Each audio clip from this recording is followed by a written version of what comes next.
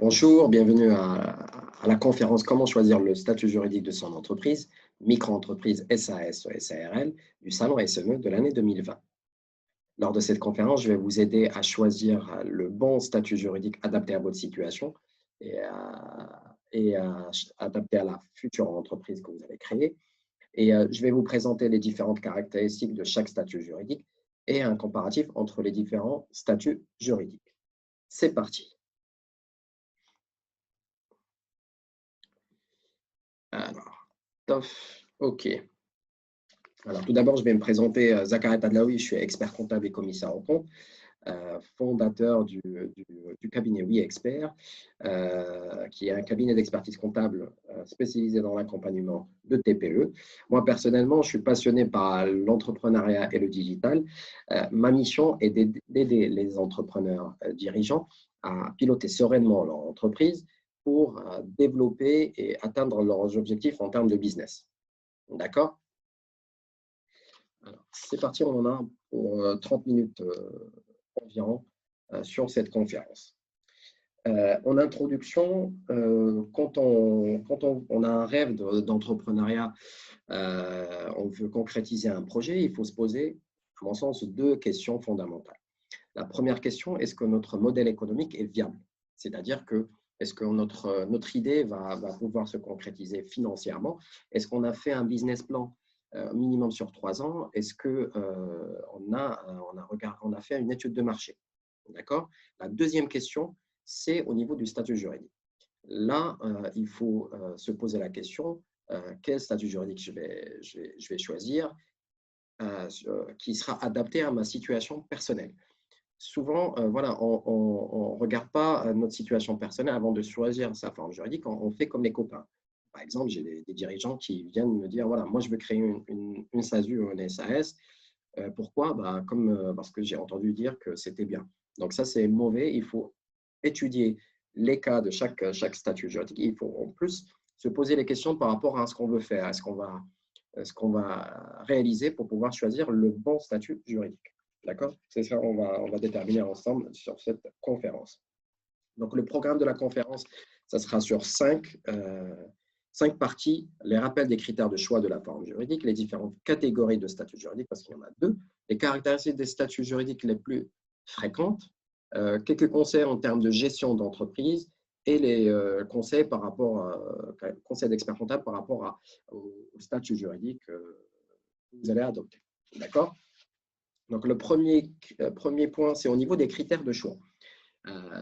Avant de choisir le statut juridique, il faut regarder ces critères-là. Ça va nous orienter dans notre choix.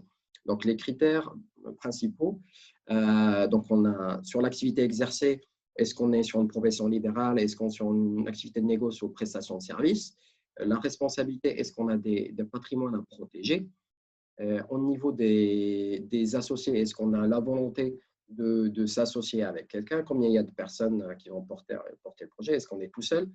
En termes d'engagement financier, est-ce qu'on a des demandes de financement? Au niveau de constitution de fonctionnement, parce que c'est différent d'une entreprise à d'une société. Au régime social, est-ce qu'on veut avoir des fiches de paie? Est-ce qu'on veut avoir un statut social comme un salarié classique? On veut des fiches de paie.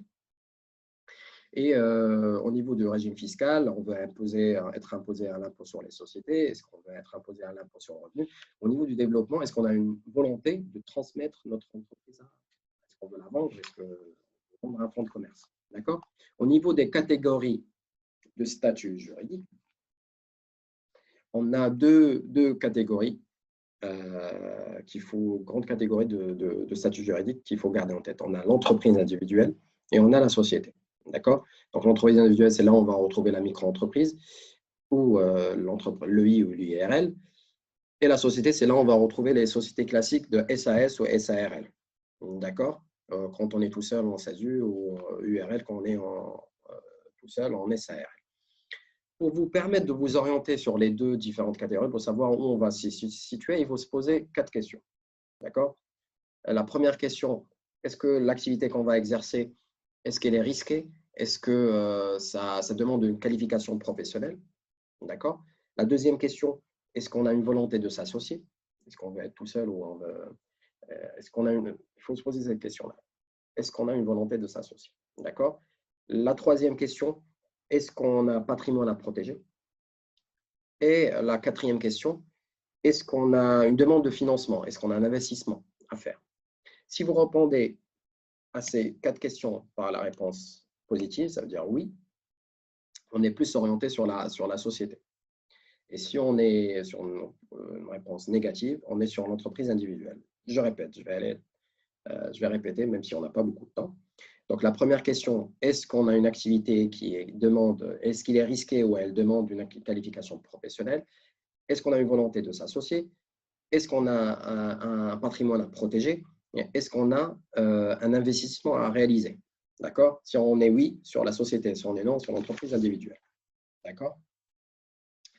Donc après, je vais comparer entre les deux catégories de statut juridique. Donc sur l'entreprise individuelle, l'entreprise et son dirigeant ne forment qu'une seule personne, donc il y a une confusion de patrimoine. Donc on ne peut pas séparer les deux de patrimoine, sauf que sur le statut de l'URL. Responsabilité du dirigeant, elle est totale. Donc c'est pour ça on est sur, parce qu'on forme une seule personne. Elle est simple dans le fonctionnement de l'entreprise individuelle et les bénéfices sont imposés en impôt sur le revenu.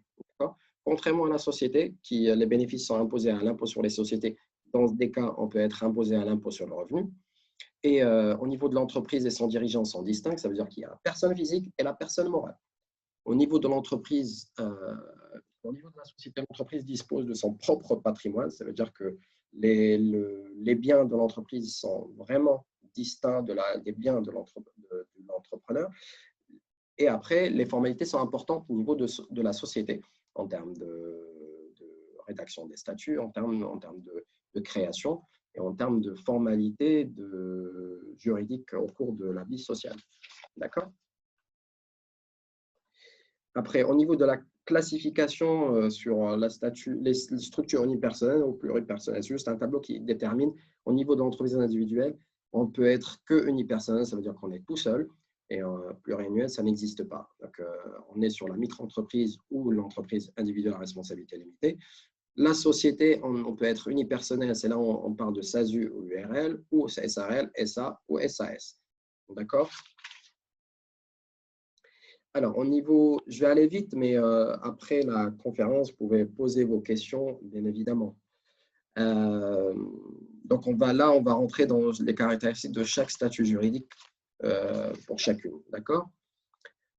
Alors, au niveau de l'entreprise individuelle, toujours je vais parler des avantages et des inconvénients. Au niveau des avantages de l'entreprise individuelle, le statut il est plus simple et moins coûteux. Ça veut dire dans la création, dans le fonctionnement, il est très simple. Comme par exemple, on n'a pas besoin de statut juridique et tout ça. Donc, au niveau des inconvénients, la responsabilité de l'entrepreneur, elle est totale, il y a une confusion de patrimoine. D'accord? Ça, c'est un élément qui peut être négatif au niveau du fonctionnement. C'est quand on a des biens à protéger, là, malheureusement, on ne peut pas se protéger, il y a une confusion de patrimoine. D'accord? Au niveau du régime fiscal, les bénéfices sont imposés à l'impôt sur le revenu, donc la société n'est pas imposée sur ses bénéfices elle-même. Donc, elle est imposée toujours, tout ce que gagne l'entreprise, c'est le dirigeant qui est imposé, d'accord, au niveau de l'impôt sur le revenu. Au niveau du régime social, là, on est sur un régime qu'on appelle un travailleur non salarié, TNS. Donc, on est régi au niveau de la caisse de la sécurité sociale des indépendants, qu'on appelle avant le RSI. Au niveau de la micro-entreprise, là, c'est le statut qui est très répandu quand on veut lancer son activité. Donc, les avantages, c'est que le lancement, au niveau lancement d'activité, pour savoir si le projet nous plaît, l'activité, on ne la connaît pas. Donc, ça nous permet, parce que ça permet de créer rapidement et de fermer rapidement sa micro-entreprise. Au niveau de on a des dispenses d'obligations comptables. Effectivement, on n'a pas besoin de réaliser ni de comptabilité ni de bilan, d'accord, de comptes annuels. L'inconvénient, c'est que l'impossibilité de déduire des frais de l'entreprise et ne permet pas de déduire la TVA. Ça, c'est un élément très important. C'est qu'en micro-entreprise, ça dépend. Par exemple, quand on est sur une activité de négoce, on achète des marchandises et on revend des marchandises. Malheureusement, on sera imposé sur le chiffre d'affaires qu'on fait. Bien évidemment, il y a un abattement qu'on verra après. Mais ce qui est dommage, c'est qu'on ne peut pas déduire, on n'est pas imposé sur le résultat qu'on fait. Le résultat, c'est quoi? C'est les produits moins les charges. On est imposé sur le résultat, sur le chiffre d'affaires qu'on fait. Au niveau de la TVA, quand on dépasse les seuils, on doit déclarer obligatoirement la TVA, même en micro-entreprise, on va le voir après aussi. C'est que dommage qu'on ne peut pas déduire la TVA sur les factures qu'on fait. Au niveau le deuxième inconvénient, c'est qu'on est soumis à certains seuils de chiffre d'affaires. Quand on dépasse le chiffre d'affaires d'un certain seuil, on ne peut plus rester en micro-entreprise. D'accord? Donc, c'est ce qu'on va détailler là. C'est qu'on a des seuils de chiffre d'affaires, voilà, les seuils qui sont applicables au 1er janvier. Au niveau du négoce, on est sur 176 000, ça veut dire qu'on est en achat-vente. Au niveau de la prestation de service, on est sur 72 600. Et au niveau de la TVA, la plupart des personnes qui sont en micro-entreprise ne savent pas qu'on est soumis à la déclaration de TVA quand on dépasse les seuils. Les seuils de chiffre de TVA, ce n'est pas les mêmes, c'est beaucoup moins important. Donc là, à titre d'exemple, c'est qu'au niveau du négoce, on est sur le seuil de 82 000 euros. Et au niveau de la prestation de service, on est sur 33 000 euros. Donc, dès qu'on dépasse ces seuils-là, on doit réaliser obligatoirement des déclarations de TVA. Donc, il faut garder ça à l'esprit parce que c'est dommage, parce que je retrouve moi, des personnes qui arrivent un an après, ils ont fait 100 000 euros de chiffre d'affaires, ils n'ont fait aucune déclaration. Et là, ça peut être une catastrophe parce qu'en termes de trésorerie, il faut sortir un montant important au niveau de la déclaration TVA. En plus, on a des pénalités. Donc, il vaut mieux se préparer avant. D'accord? Au niveau du bénéfice imposable, c'est que l'administration fiscale, même si on dit que voilà, c'est imposé au chiffre d'affaires qu'on réalise, on a un abattement qui en fonction de l'activité qu'on fait. Donc, un abattement, c'est-à-dire que, par exemple, sur les activités de revente, ça veut dire l'activité de négoce, on est à un abattement de 71% sur le chiffre d'affaires qu'on fait. Ça veut dire que, par exemple, en vend 100 euros, on sera imposé sur 30%. D'accord? Pour pallier aux frais, parce qu'on ne peut pas déduire les frais qu'on réalise. D'accord?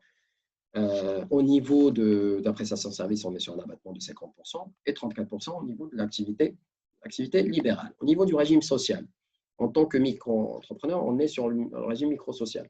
On est sur toujours le statut de TNS. Donc, on fait une déclaration simple de chiffre d'affaires qu'on fait et on paye les cotisations sociales sur ce chiffre d'affaires-là. Attention, un élément qui est très important, qui a eu déjà des changements au niveau de fin de l'année 2019. Au niveau depuis le 1er janvier 2020, l'ACRE, l'aide de la création d'entreprise, n'est plus automatique. L'ACRE, c'est quoi? C'est une exonération partielle de cotisation sociale. Il n'est plus automatique et on n'a plus de l'exonération pendant 3 ans. Les micro-entreprises, ils avaient une exonération pendant 3 ans.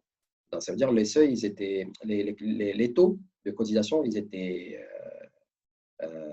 bas. Ça veut dire qu'on avait 6%, 12% ou 18% la 3e année. Maintenant, on a une seule année de réduction. Et ce n'est pas automatique. Il faut faire la demande au niveau de l'URSSAF. D'accord? Excusez-moi, je regarde l'heure en même temps parce qu'on est tenu par 30 minutes. Il ne faut pas qu'on dépasse les 30 minutes. Donc là, je vais passer au niveau des sociétés. On va détailler les différentes sociétés. Au niveau de la SARL, au niveau des avantages de la SARL, c'est qu'on est limité aux apports. Donc, on est limité aux apports qu'on va mettre en capital. Et au niveau il y a une simplicité de fonctionnement, comme par rapport à la SAS. Au niveau des cotisations sociales du dirigeant, ça peut être un avantage parce que les cotisations sont pas importantes et sont moindres par rapport à la SAS. Donc, on est sur le statut gérant et les cotisations sociales elles sont de l'ordre de 45% sur le net qu'on va se verser. D'accord? Au niveau des inconvénients, c'est les frais de formalisme de constitution parce qu'il faut faire une rédaction de statut, il faut faire la formalité au niveau du tribunal de commerce avec une annonce légale. Donc, ça peut être, voilà, c'est un coût au démarrage. L'imposition des dividendes aux cotisations sociales, contrairement à la SAS, c'est qu'au niveau de la SARL, si on se verse des dividendes, on sera imposé aussi aux cotisations sociales, contrairement à la SAS, on sera imposé uniquement sur l'impôt sur le revenu. La SARL, c'est la cotisation sociale et l'impôt sur le revenu. Le fonctionnement du régime TNS, l'anciennement la caisse RSI, voilà, il y a des personnes qui connaissent cette caisse-là et ils ne veulent pas avoir affaire avec eux. Le dommage, c'est que voilà, parce qu'ils n'étaient pas conseillés par parce que, par exemple, dans le cabinet, on demande à la caisse, maintenant, ce qu'on appelle la sécurité sociale des indépendants, parce que le fonctionnement qui est un peu différent, c'est qu'on a des régularisations qui se font d'une année sur l'autre, parce qu'on en fait la déclaration une fois par an. Et donc, généralement, les dirigeants, quand ils ne sont pas conseillers, ils ont des régularisations de cotisations, ils ne savent pas ce qu'ils payent exactement par rapport à leurs revenus. Nous, ce qu'on fait dans le cabinet, c'est qu'on demande déjà, dès la première année, à la sécurité sociale des indépendants de budgéter un budget de revenus pour qu'ils se basent uniquement sur ça pour les déclarations, pour les cotisations sociales, pour savoir exactement ce qu'on va payer. D'accord? Donc, il y a ce qui est dommage parce que ce n'est pas forcément un inconvénient, c'est un avantage parce que les cotisations sont moindres par rapport à la SAS. D'accord? Donc, on est sur un régime fiscal du dirigeant, on est sur, on appelle le dirigeant le gérant, ses salaires sont imposés à l'impôt sur le revenu. Au niveau des cotisations sociales, on est sur le statut TNS, donc c'est ce qu'on disait tout à l'heure. Et donc, les dividendes sont imposés aux cotisations sociales. Et au niveau de la société, on est sur l'impôt sur les sociétés, 15% jusqu'à 38 120 de bénéfices et 28 au 33% quand on dépasse quelques seuils. D'accord, on peut même être imposé à l'impôt sur le revenu sur le niveau de la société. C'est un régime fiscal spécifique. Au niveau de la SAS, au niveau des avantages, on a une souplesse contractuelle, c'est-à-dire on peut mettre tout ce qu'on veut au niveau des statuts, au niveau de la rédaction des statuts. La responsabilité des associés, comme pour la SARL, elle est limitée aux apports. La structure elle est évolutive, facilitant le partenariat et la crédibilité vis-à-vis des partenaires, parce que généralement, quand on crée une start-up, les investisseurs préfèrent avoir comme statut juridique la SAS parce qu'elle permet de souplesse au niveau de contractuel pour faire entrer un partenaire ou un associé. Au niveau des inconvénients, on a des frais de formalisme de constitution comme pour la SARL. L'inconvénient, c'est que la souplesse au niveau, dans la rédaction des statuts au niveau contractuel, ça peut être un inconvénient parce qu'il faut être rigoureux sur la rédaction des statuts. Il ne faut pas prendre les statuts qu'on retrouve sur Internet.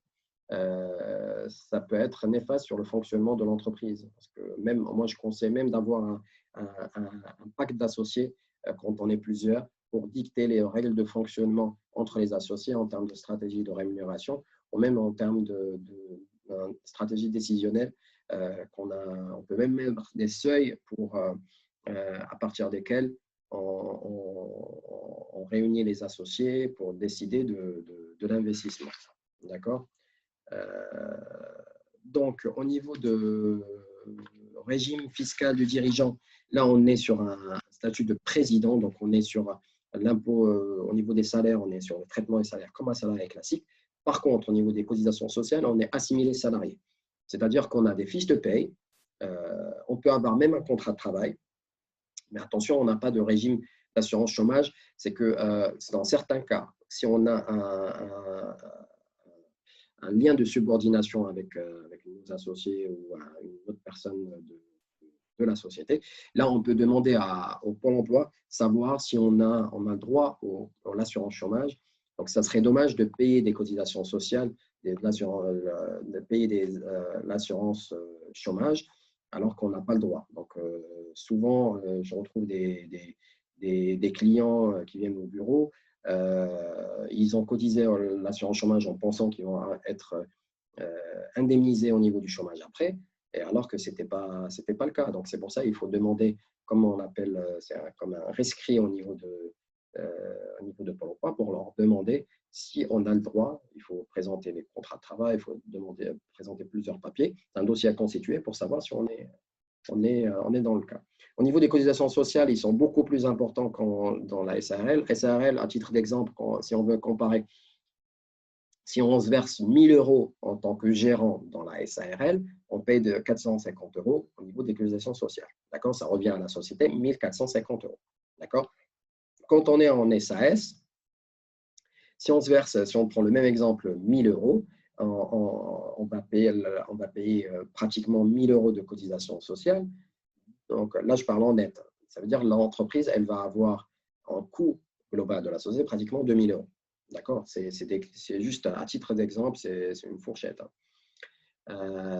Au niveau de l'imposition de la société, comme sur la SARL, au niveau de l'impôt sur les sociétés, 15% jusqu'à un certain seuil et 28% sur d'autres seuils, 33 un tiers.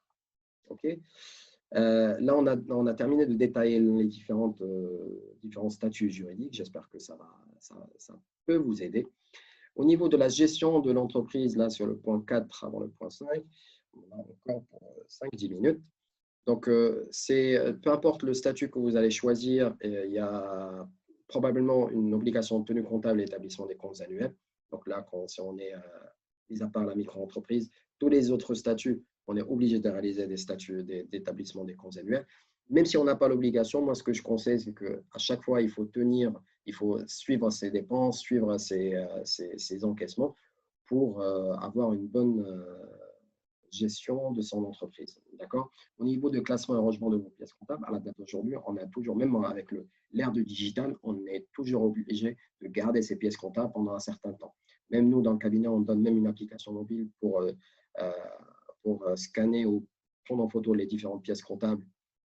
On les a en façon dématérialisée, mais on demande aux clients de garder toujours ces pièces chez eux en un petit classement classique. C'est que, voilà, par année, par mois, parce qu'on a des contrôles lors des contrôles fiscaux, il y a des contrôleurs qui demandent encore des pièces physiques, ce qui est dommage.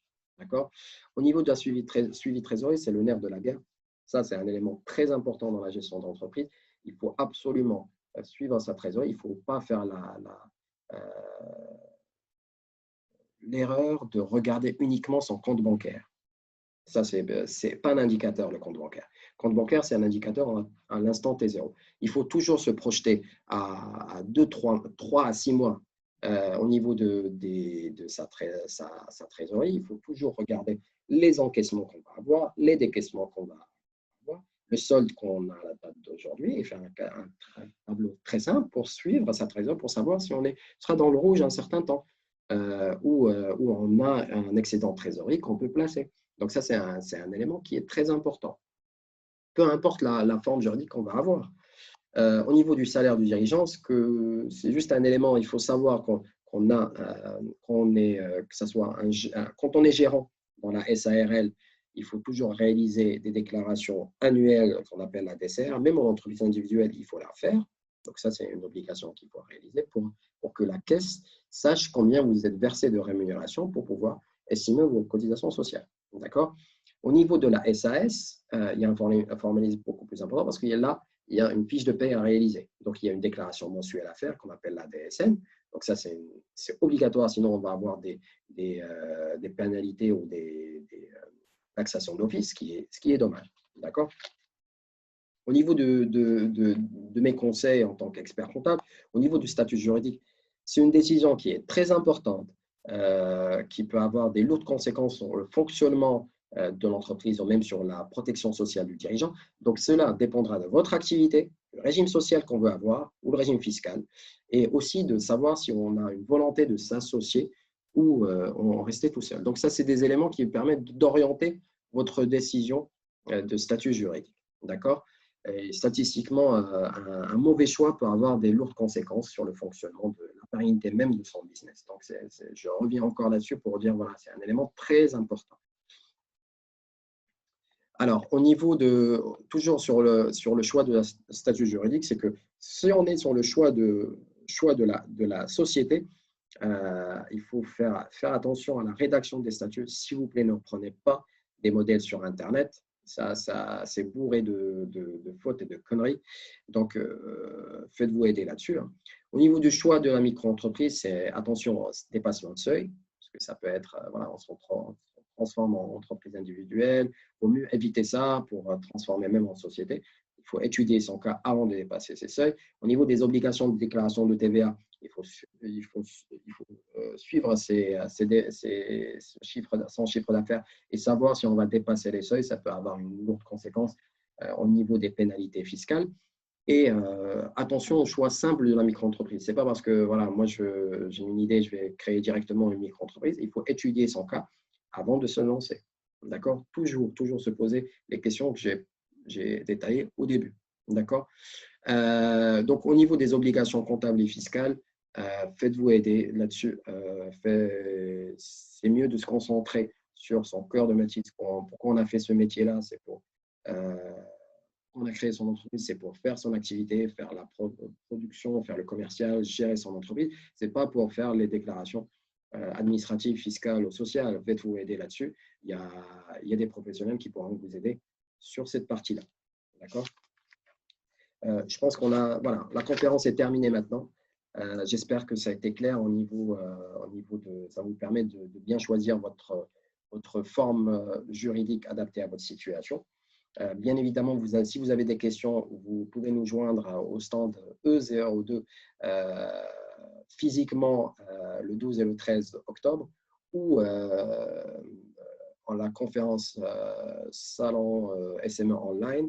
Donc là, vous pouvez vous connecter pour vous poser les questions. Je serai aussi disponible pour répondre à l'ensemble de vos questions, que ce soit sur la forme juridique ou sur d'autres questions fiscales, sociales ou juridiques. Merci de votre attention. À bientôt, j'espère. Au revoir.